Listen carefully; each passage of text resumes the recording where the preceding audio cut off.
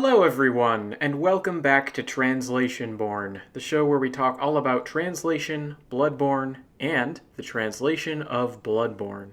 This time, we'll be returning to our examination of the text used in the different chalices, and it's going to be an unusual episode as a result, because I'd like to focus on the patterns used in the chalice descriptions as much as the text itself. If you're not sure what patterns I mean, let's start with a quick refresher by looking at the lower Pthumeru root chalice. For one thing, note that except for its name, the text for this chalice is exactly the same as that used for both the Pthumeru root chalice and the central Pthumeru root chalice. For that reason, I won't be doing my usual translation comparison. You can see Translationborne 38 for that if you're interested. Instead, I'd like to highlight the three component pieces of this description that make it the standard template for root chalices. First, there's the opening line that identifies this chalice as one that breaks several labyrinth seals in various places.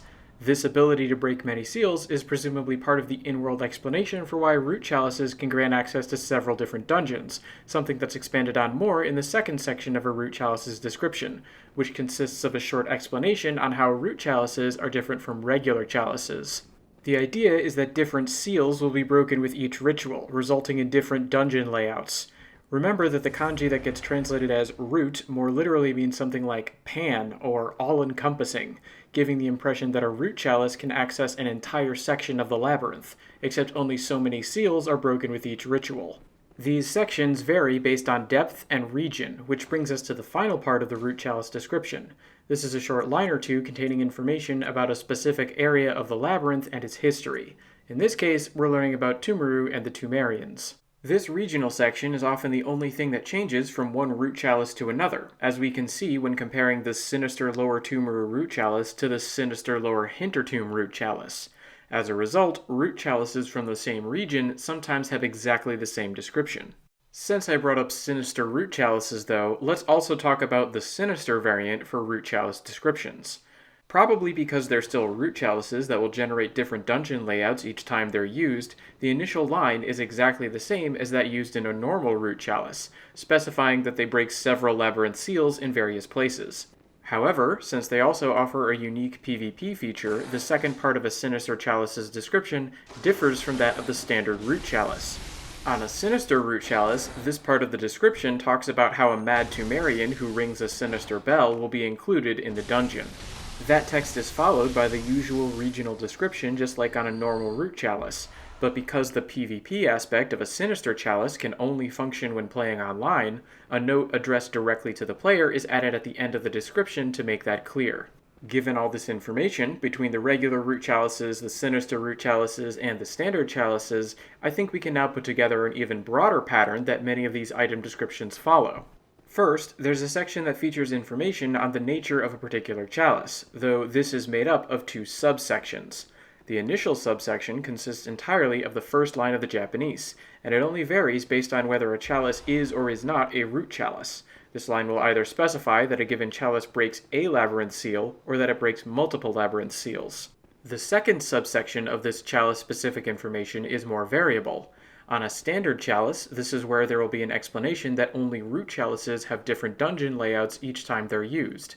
On a normal root chalice, the text will specify that the labyrinth's form is changed each time a ritual is performed. Finally, on a Sinister root chalice, this is where it's explained that a bell ringer with a sinister bell will be included in the dungeon, allowing PvP. Sinister root chalices also have a note at the end of the description to make it clear that this will only work when playing online. Still, these two subsections only make up the first part of the chalice description template. The second aspect of a typical chalice description is the regional information, which as we've seen changes based on whether we're exploring Pthumeru or the Hintertombs. However, we've also seen some variation in the use of these regional pieces of information, because they never appear word for word on the initial chalice for a given region. The first Pthumeru chalice has a completely unique description that serves to introduce the concept of chalice dungeons and explains how to access them. Meanwhile, the description for the initial Hintertomb chalice seems like it might be following a separate pattern that's only used for the first chalice of a particular area. It opens with the standard chalice line about breaking a single seal. Then there's a single line defining how the Hintertombs are connected to the underground labyrinth, and finally there's a unique bit of information similar to but different from the Hintertomb regional text used on other Hintertomb chalices. Without other chalices for different regions, though, we haven't really been able to see if this is true of any other descriptions. Fortunately, we now have access to a whole new set of chalices, so we can see how well this pattern holds up while also examining some new text in translation. It's time to learn about Loran. Holy Chalice of Sick Loran, one of the holy chalices that breaks the seal of the underground ruins. Loran is a tragic land that vanished within sand. It's said that the sickness of beasts was the reason for the tragedy. Could this sick land perhaps be Yharnam's ultimate destination? So, first of all, note that this description fits pretty well with the one other example of a top-level chalice we've found that wasn't part of Pthumeru. Both this chalice and the Hintertomb chalice begin with the same phrase about breaking a labyrinth seal as opposed to multiple labyrinth seals, and they then both go on to elaborate more on the definitions of their respective regions in the next line. Actually, this structure is perhaps even clearer in the Japanese than it is in English, because both chalices begin with the name of the relevant region, followed by the combination of the particles to and wa. This is a clear signal to a Japanese speaker that some sort of definition or explanation of an unfamiliar term is about to follow, provided the sentence isn't a question.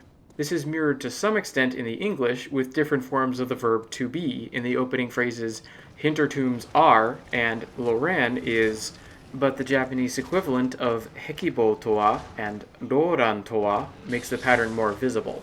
Anyway, the point is that the larger structure we've identified in top-level chalices seems to be preserved, right down to the final paragraph that provides a bit more unique information about the relevant region, though in the case of Loran, we've yet to see if any of this description will be reused as part of the information in subsequent chalices. Still, having determined that about the Chalice Template, let's turn to examining some of the choices made in translation. Probably the most notable thing about this description comes in the final line, which literally involves some straightforward speculation about whether Yharnam will share the same fate as Loran, though the official English introduces an unspecified group of individuals who are making this speculation. But as different as this line may seem from the Japanese on the surface, I think it actually ends up having the same effect, while also adding on a nice bit of flair in its own right. Consider the purpose of this line. It's about getting players to ask themselves the question of whether Yharnam is headed for a fate like Loran's. Well, that's exactly what the official translation ends up doing, only by implication rather than with a direct question. Saying, "Some have made the dreaded extrapolation that Yharnam may be next," presents you with the idea of Yharnam's downfall, while at the same time letting you know that this outcome is uncertain. It's just an extrapolation that a number of individuals have made. You have to make up your own mind about whether you think they're right, meaning you end up considering the possibility just like when the Japanese ask the question more directly. As for the bit of flair that's unique to this formulation, I really like the use of the phrase dreaded extrapolation, because it both ties in with the idea that this is a tragic end and essentially puts us in the shoes of a scholar who's sympathetic to the fate of Yharnam. What's more, between the scholarly tone of extrapolation and the horror implied by the word dreaded, the result is fittingly Lovecraftian, especially since the thing that's so scary is the logical leap made possible by knowledge encountered in the labyrinth. The one potential downside I can see to this phrasing is the aforementioned introduction of people making this speculation, but even here, the change isn't as drastic as it may first appear. After all, remember that even in the Japanese, the tragedy that struck Loran is said to have been caused by the Beast Plague, meaning there's a vague group of people spreading rumors about Loran who are already implied to exist in the original description. So I think this phrasing works well, but we've got more chalices to look at. Let's see how well the root chalice conforms to our template. All-encompassing holy chalice of sick Loran. One of the all-encompassing holy chalices that breaks the seals in various places in the underground ruins. Holy Chalice dungeons, with their seals broken by an all-encompassing Holy Chalice ritual, are known for changing their form every time a ritual is performed. There are, in various places in Sick Loran, faint traces of a kind of medical treatment. Was this to oppose the sickness of beasts, or was this the cause of it? Well, I can't answer the last question in the description there, but I can say that this seems to conform perfectly with the template we've established. Not only are the standard root chalice phrases both included at the start, but the final bit of regional text is once again unique from that used on the initial Ailing Loran chalice. If this pattern holds, this unique regional section is also the last bit of Loran-related text we'll see on these chalices. It also involves some wording that, depending on how the Japanese is interpreted, could have some wider lore implications. and I want to focus on it as an example of some of the challenges that can be involved in translating this sort of thing.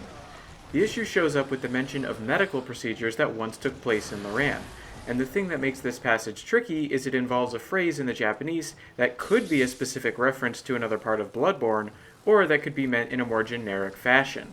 The phrase is arushu no iryō, which I've more literally translated as a kind of medical treatment, though even this literal formulation makes it hard to see the potential in-game reference. That's because while the word iryō in a general sense refers to medical treatment, in Bloodborne it's associated with two specific things.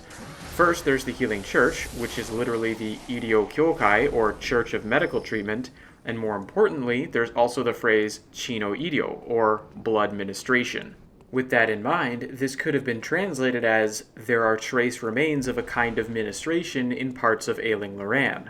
Also, to go back to the first part of the original Japanese phrase, while arushu functions as a vague kind of reference, it's generally used with some example in mind, as you can see with these example sentences. Understood this way, arushu no iryo could be translated certain medical procedures, or even a certain kind of ministration. In other words, it's possible that the Japanese is hinting that Loran contains trace evidence of blood ministration. Translated this way, the parallel between the fate that befell Loran and the future Yharnam seems headed for is made that much more evident, as blood ministration coincides with the rise of beastly transformations in both cases. The trouble is, there's no way of being sure whether this lore-based interpretation is accurate from the text alone. The original phrase is ambiguous, and there's already a parallel between the rise of various medical procedures and the beastly transformations. Because of this, actively changing what's only potentially a reference to blood ministration in the original into a direct reference to it arguably alters the meaning more than sticking with the broader interpretation that only mentions medical procedures. Now, ideally, there would be a way to preserve the ambiguity of the original, rather than opting for one particular interpretation, but perhaps that wasn't an option. Character limits can be particularly strict with this sort of template text, because what fits on an item like the root chalice may not fit on, say, the Sinister root chalice. Alternatively, it's always possible that any given reference or interpretation can be missed. Translators are only human after all, and since the more generic interpretation is linguistically accurate, it's harder to identify the phrase as a lore-specific reference.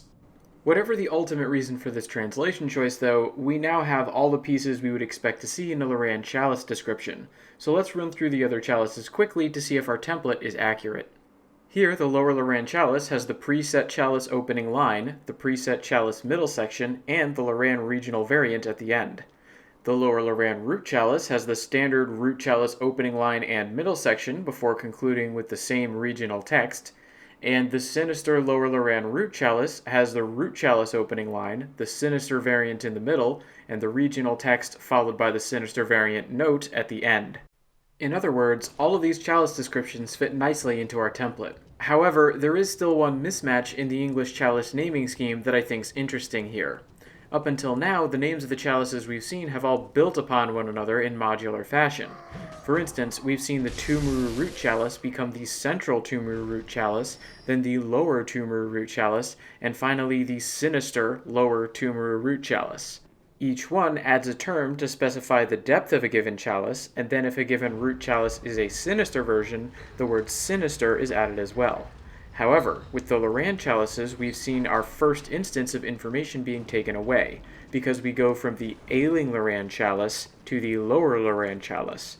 In the Japanese, this is mirrored in the root chalices, going from Yameru Roran no Hanseihai to Fukaki Roran no Hanseihai. In terms of the official translation, then, the progression should be from the Ailing Loran root chalice to the lower Loran root chalice, though the official term for the latter is actually the lower Ailing Loran root chalice. This, I think, is an interesting slip because it highlights how unusual it is for these chalice names not to simply build upon one another. Based on all the other naming schemes, you'd expect the term Ailing to be preserved even for lower depth chalices, but it's not. It's also more evidence of how hard it can be to work with such formulaic and repetitive text, because it's easy to fall into expected patterns. Though to be fair to the official translation, the name of the sinister lower Loran root chalice is perfectly accurate. And that's all on the Chalice template for now. As always, please let me know if you have any feedback for me, and until next time, thanks for watching everyone.